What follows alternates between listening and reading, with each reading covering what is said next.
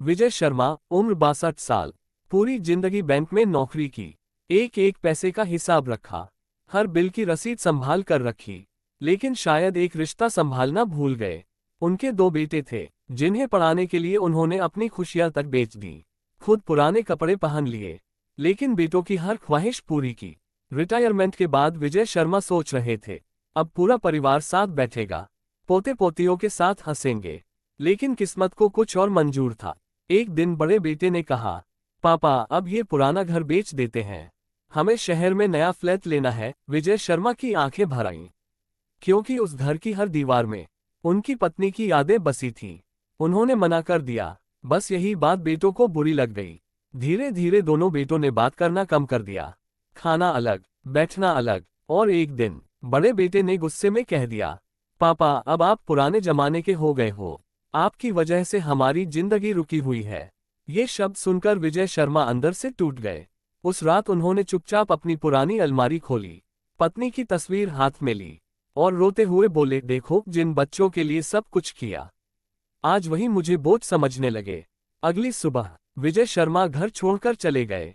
जब बेटों को पता चला तो घर में एक चिट्ठी मिली, बेटा मैं तुम्हें रोकना नहीं चाहता, घर भी तुम्हारा, जिंदगी भी तुम्हारी, बस इतना याद रखना, जिस दिन तुम्हारे बच्चे तुम्हें बोझ समझें, उस दिन मेरा दर्द जरूर समझ आ जाएगा।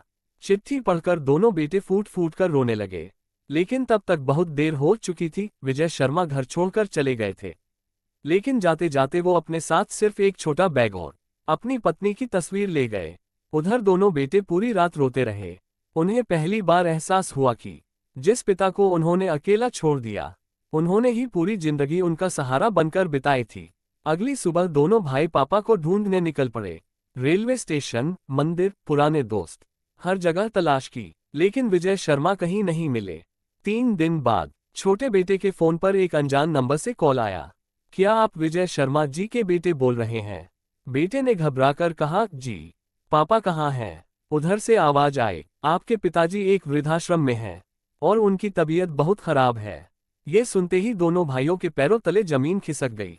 वे तुरंत वृद्धाश्रम पहुंचे। वहां एक कोने में विजय शर्मा चुपचाप बैठे थे, चेहरा कमजोर, आंखों में दर्द, लेकिन होठों पर वही पुरानी मुस्कान।